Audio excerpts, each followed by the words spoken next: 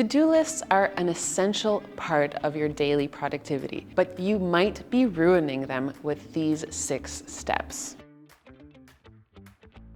In this video, we're going to go over 6 major mistakes that you might be making with your to-do lists. And by the end of the video, you will have a list of what to do instead. We are creating the perfect to-do list today and saving you from terrible, terrible mistakes. Stay tuned. So the first deadly mistake of creating to-do lists is not having a to-do list at all. When you're relying on just going with the flow, you're relying on external outputs to dictate what you have to do. You're being reactionary to what other people need. Like, hey, can you make this report for me? Hey, can you send out that email? The first step is essential to have a to-do list in the first place. Create a list. Mistake number 2 is not having deadlines. By not having deadlines, your to-dos can sit there and languish for eternity. Not to mention, you might miss important, deadlines. Ideally, a specific date, ideally a specific time. For example, I group my deadlines into weekly blocks, unless they have very, very specific dates, and then I make sure that they are on the calendar.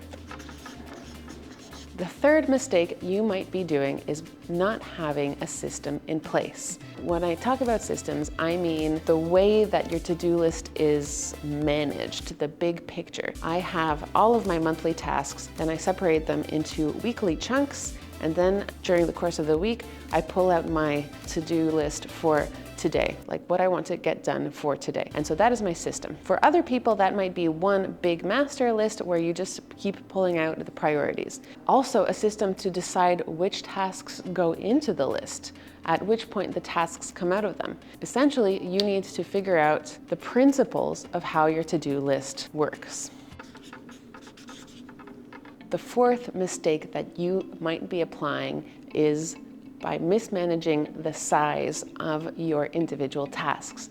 They might be much too large or they might be much too small. If you have one task as a major project, then that is too big. If it requires lots of different steps, then it can't just be one task on your to-do list. It does have to be broken down into smaller chunks that can be done throughout the week, the month, over time. On the flip side, you don't have to include every little thing that you're doing throughout your workday in your to-do list.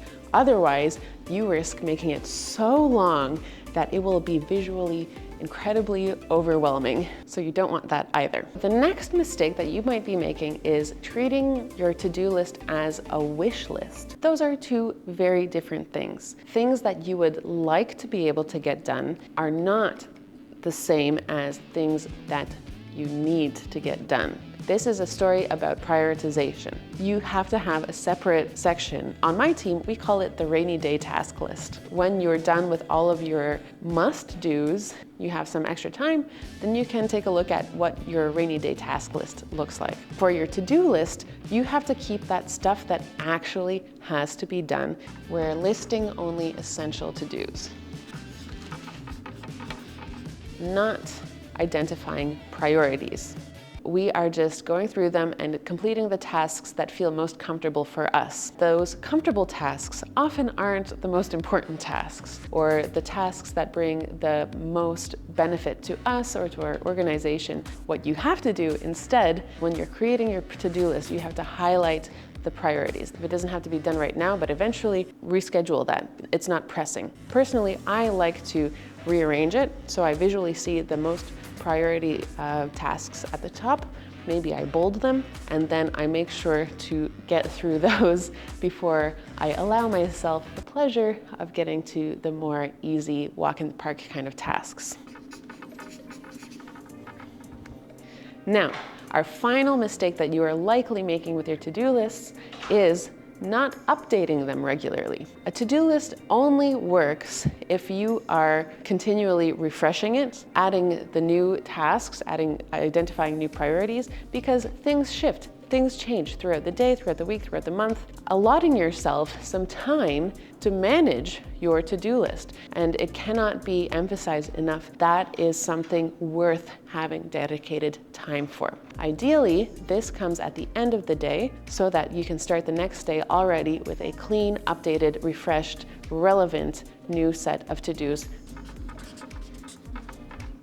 This is what we consider the perfect to-do list. I hope that these tips have helped you to identify some mistakes that you might be making. Give this video a thumbs up if you liked it. Subscribe to the channel for more videos like these, and I'll see you next time. Bye.